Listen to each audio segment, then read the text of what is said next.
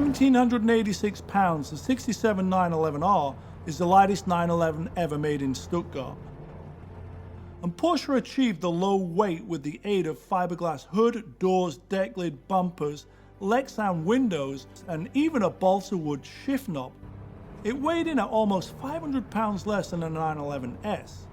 4 prototypes and 20 customer cars were built in 1967, and the R paved the way for the TR, ST, and RS that followed. Powered by the 210 horsepower 2-liter flat 6 from the Carrera 906, the R was a screamer that revved to almost 10,000 RPM. Convinced or conceded or conveyed as a race car, the R never quite reached its full potential. The sales team at Porsche didn't think they could sell the 500 units needed to get the car homologated for GT racing. So the 911R had to compete with the big boys in the prototype class, and outpaced by the likes of the Ford GT40. The R did win the 1967 Marathon de Route, an 84-hour race at the ring.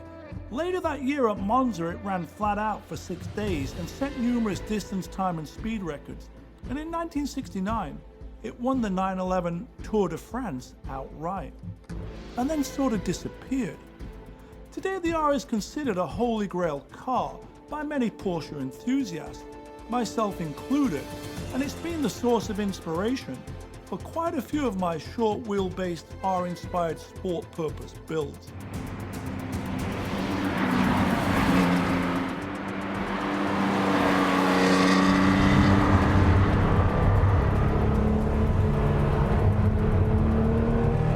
I've always been a driver. A racer? So, racing. Yeah, so I mean, that's what, I appreciated about the car is like, yeah, you could probably take it and show it, but it's a driver. The driver. That's it. So on that note, you mentioned the perfect word. He built it, you own it, I'm going to drive it. Let's go. Let's go. All right. Catch you later.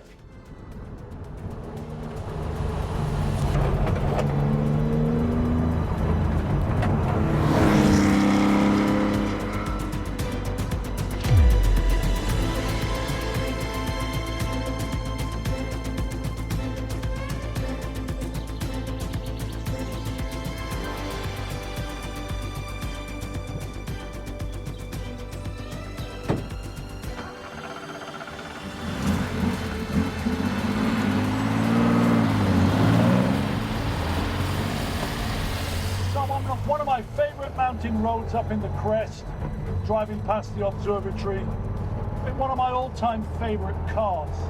A lightweight, short wheelbase, R-inspired sport purpose build. What I love about these cars is they're just nimble. They're easy to maneuver around. Like I often say, they engage all the senses. Feel good, sound good, smell good, taste good.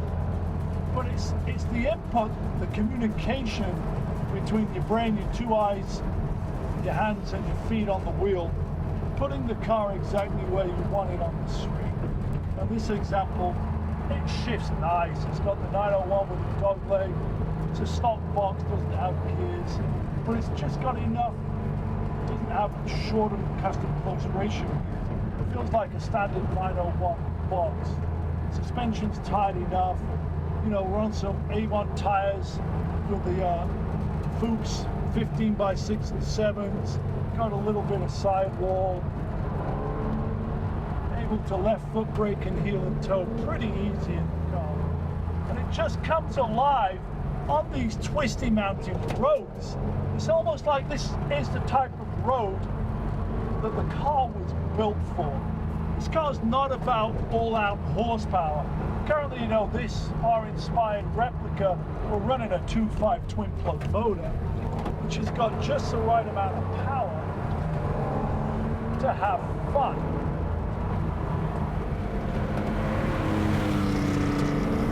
So, what made you buy this car? Well, oddly enough, I've known BJ for years. Yeah. He shoots me a text, hey, I need to make a little room. I'm thinking of selling the R. Let me know if you know anybody. So I thought, what, let me just go down and look for a friend. Yeah. Look for a friend, I get it. So, I go down, do a little drive with them, and I didn't know much about cars other than the new R. And then I got in and realized, I'm like, wait, this is really familiar. This reminds me of my track prep modern 997.1. That car's full delete everything. And so getting in this, I was like, oh my God, 38, 40 years later, there's a lot of similarity. Different, but similar. Same but different, yeah. Yeah. This worked well on hill climbs and things like this. Yeah. But more importantly, it laid the framework, or it was the precursor to RS, RSR, and all the lightweight. Yeah, without the R, there would have never been a GR that came in 68, an ST that came in 70, and then the iconic 73 RS and RSR. So yeah, this was Porsche's first foray really into racing. Obviously the 911 had some success in 65, 66 with the likes of Mick Helford, but this was Porsche's first sort of fully prepped attempt at a factory race car that could get, some big results. Yeah, I think, you got a lot of Porsche fan or enthusiasts who don't really know. They just know they want to get weight out of their car. Yeah, they want to have a lightweight car. They don't know what started with this car. That's it. I mean, this car was 500 pounds lighter than a 67S. And when it had the Carrera 906 2-liter motor in it, had 210 horsepower. The S that came out the same year had 160, and a regular 911 that this is based on had 130. So that, in period correct trim, 210 horsepower versus 130, and 500 pounds lighter, and then it actually had 6 and 7 inch boots on it. At the time, Porsche only had 5.5 inch wheels on a 67. So they were going lighter, wider, faster. And I think it was, about like 1,800-ish plus pounds? Yeah, it's like 787 kilos. So this, the 911R, this one is Porsche's lightest 911 ever produced. Why the 911R? Let's talk about this. This is a car that I've always loved. It's inspired a lot of my builds. Yep. Tell me what it is you love about it and why you built one. So I was looking for a 911, had a good friend who was part of the Porsche club. He knew that I always dreamed about owning a Porsche and said, why aren't you buying Porsche? I said, look, I'm spending right now 10 grand down, just always living within my means. Got it. Made a little more money. I said, okay, I'm going to move towards Porsche. So I looked for kind of a early 911, and this short wheelbase happened to fit the build for me. But I was drawn to doing this R lightweight kind of tribute because at the age of 15, I had an Excellence magazine. Hold that thought. Yeah. Excellence magazine. Hold on. Yep. I have the magazine. It's right here. Excellence magazine. That's it. You had this when? I had it when I was 15. So you've had it 30 odd years. Yep, in 1992. Wow, no way. Yeah. There it is. That's it. So had this magazine with a bunch of other Excellence magazines. Thought about this car. I used to show my dad this car. And the funny part of this story was, imagine building this car, opening a shop, and actually after re-looking at the magazine again, Kerry Morse wrote the story. Yeah. Became good friends. So it's kind of full circle. And That's what's great about the Porsche world is the full circle story. What do you love about driving this car? feel the lightness. So I think trying to mock that story on like really lightweight, kind of small displacement stuff. I love early Abarth cars. I like stuff that has racy kind of bits and pieces to it, but you could feel the lightness in the car. And I feel like that go-kart kind of mobility and Right, with the, around. yeah, I think I love that. Also, I'm an aesthetics guy. I'm not going to be here telling you the output. That's not me. That's not me. I'm more, if I don't like the way it looks first, then I don't care to own it. Got it. I want to, you know, in design and kind of that being my background, the chair I sit on, I have to love it. The home I live in has to match what I aesthetically see. And that's kind of, you know, I wanted to be an architect early. So I'm specific when it comes to aesthetics, but I definitely want, you know, function as well. So.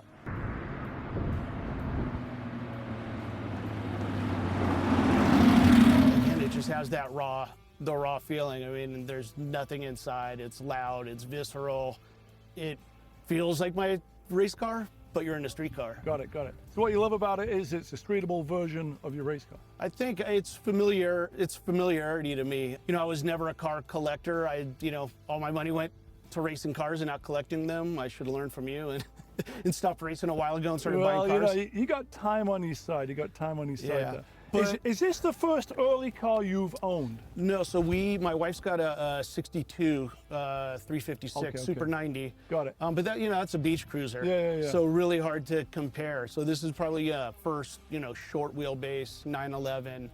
But again, getting into it, it had that familiarity of even, back to my 997S, which is track prepped, delete everything, lightweight car, carpets out, everything. Does this seem even lighter than those cars to you? Does it seem more nimble, more responsive? How do you compare the two? The race car right now, I'm in a GT4 class, Boxster S. I mean, that car feels like it's planted, it's on rails, it's a mid-engine car. This car, it feels a little bit more like a handful. It's a little twitchy. Moves around. Yeah, it moves around, it's light, but, it turns in, but you feel everything about this car.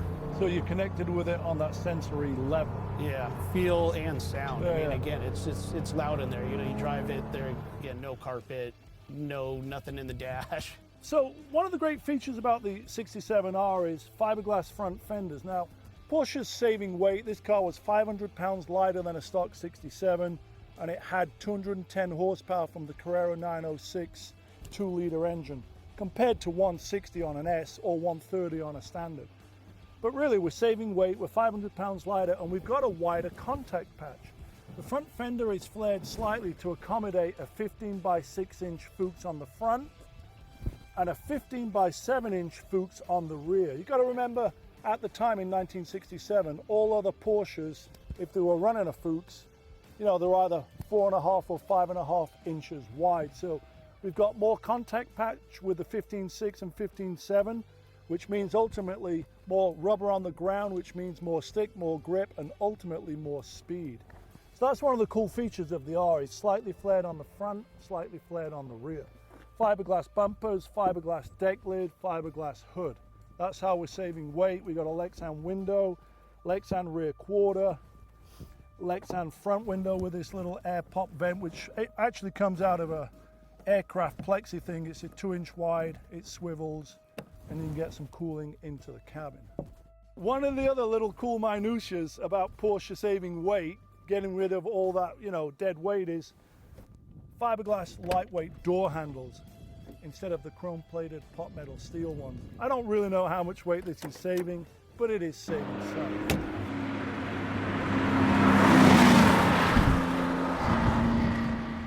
So Brian, I know you come from a design background. Tell me a little bit about Period Correct. Yeah, Period Correct started kind of many years ago. After I traveled out to Tokyo, I always had this kind of brand idea in the back of my pocket, and I kind of wanted something for the kind of passion that I was into. So for a community that I used to kind of like harbor, it was guys that love cars, architecture, furniture, horology, and I always use that term in my everyday life. So I said, Period Correct. Yeah. Show me you. yeah. So I said, why not turn this more into a lifestyle? It's not really about, for me, like the tires or the wheels being from 1967. I want it more changing it into a lifestyle term. If you love vintage cars, you love new cars, racing, motorsports, you grew up around the same passion as I did, I wanted to kind of like paint that picture through apparel. You talked about what you're into. What were you into growing up as a kid? It's funny because my earliest memory at 4 years old, my entire bedroom, the wallpaper was, there was no cool wallpaper at the time, but there was Model Ts.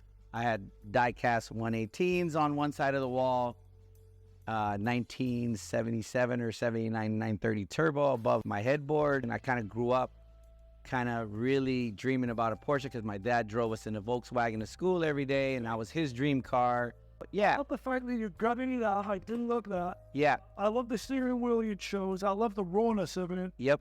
I love the usability of it. It leads me to my final question. Yep. Why did you sell it to our buddy over there? while I had this, I was building a 3-liter 911T from 71. Okay. That car was supposed to be an ST. So I was thinking RST. Perfect. I got talked out of the ST because they said, look, you may not feel like it, but your R is flared. So keep one car narrow. So I did that. And I thought long wheelbase, short wheelbase, perfect combo. Can like tell I can afford a 904 and a 906. I don't want another Porsche. I was in a period in business where I had to make some moves to kind of like really take this to the next level. And This was the one you let go. this is the one. Yeah. Well, it's in good hands with that guy over there. I think That's right. visitation rights, right? Yeah, sure. I mean, this is my brother, so it's like selling it to family. Sure. So I've known Jan for a very long time, and you know, he was gracious enough to like help me in my current situation, and like couldn't be happier of where it landed. Yeah. And when I see it, I don't have any like remorse or any regret, because like he's enjoying it, and maybe someone else will enjoy it after him. How long have you owned it? I've had it a few months, All right. 6 months. I And think. what's the furthest you've driven it? Road trip? Took it up to Luft. Okay, so that's 400 miles. Yeah, took it up to Luft, back, and then, you know, I get it out, you know, at least once a week, drive up Exercise it. through, you know, Malibu, canyons and whatnot. I believe Porsche made 4 prototypes of this. One of them was gold, and then I believe you were telling me earlier, of the 20 cars they produced, number 15 was gold also, right? Yes, sorry. So I don't know if he had it painted. I guess the owner, his wife, they were Cadillac people or something. Her car was a gold Cadillac. He painted it Cadillac gold. Is this Cadillac gold on a Porsche? Urban legend is Urban that legend. it's Cadillac gold. It's on got a lot Porsche. of metal flake in it, which really pops in this sun and looks pretty awesome. Yeah. So the base is a 67 normal, right? Yep. Yeah, which, you know, what the R was. Yeah. So built on Yeah. the same original chassis. Building a car has to be something you love. You have to like looking at it. You have to enjoy driving it. You know, I'm not out there trying to see what the next man's building. So this car was very personal to me because it was one of the first builds I had that took me from like, you know, start to finish. So today I learned that's kind of not what I want to do today. I want cars that might need wheels, Yeah. some paint, if that, Yeah, I got it. but I just want to drive. Well, this was a good experience. This was a great experience, and I learned a lot from this car. Some good, some bad. So what I like to do is take inspiration from the original, but then tweak it and throw in my own flavor. And a perfect example of how the R has inspired my builds are the R turn signals here. These didn't appear on a production car. This would have been a plexi amber lens. This was a lightweight cover. It didn't have the steel bucket behind it. Even on the Porsche original, these don't fit good. This is a fiberglass piece that they just shoved on. When Porsche was building their 20 customer cars, I don't think they cared about the fit and finish of them too much. So if you see here, it kind of comes out on this bit and then it ticks in this bit. I always thought that looked a little messy. But when I was building my car, I grafted these into the body so it became seamless, like this integrated R-inspired rear turn signal and brake light. So that was an example of how I took inspiration from the R, but tweaked my own version of it. Like my R-inspired cars had a louvered deck lid, as opposed to a regular deck lid in fiberglass. So I'm taking inspiration from the original, but I'm adding my own flavor and character in it. Yep. What else you want to tell me about it? You know, I think, again, it's, fiberglass hood, fiberglass rear deck lid. You got the center fill. It's a 3-gauge dash. We kind of talked about, there's just no carpet. Stripped out. So yeah, it's stripped out. Lexan rear side. I don't know what else. Can I tell you? It gets the blood pumping, and I think that's all we really need to know. So on that note, we probably just need to go for another drive. Yeah, let's do it. All right, man. Here you go. You can ride shotgun. I'll get in and ride. All right. Thank you, sir. Ride the rails.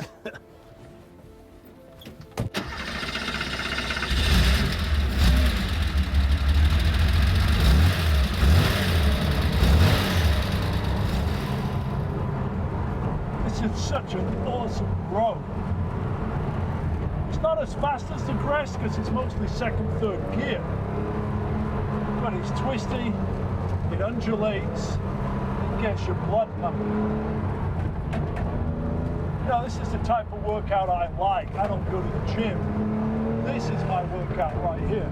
Going through the gears, wheeling and towing, rev matching. avoiding the rocks.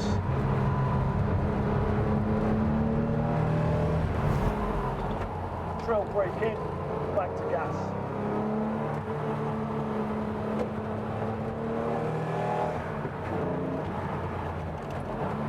Just really rowing through second, third gear, bit of left foot brake. Back down a second.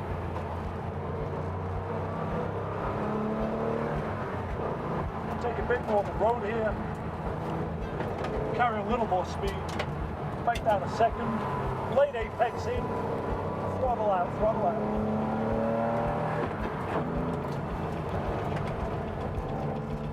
So the 911R that BJ built and my buddy Jans now owns, for me the driving experience was pretty pure. I've driven a lot of these early cars before, and I would say theirs is like an interpretation of an R. What I build is more of a sort of sport purpose, not quite as authentic. You know, from the visual point of view, they really nailed the look of the R. The driving point of view, it was like just pure early short wheelbase. Intoxicating, it moved around, you know, it's a bit of a handful, it's rowdy, it's raucous, it engages all the sensors, you know, it's something you got to be on your tiptoes, always looking ahead.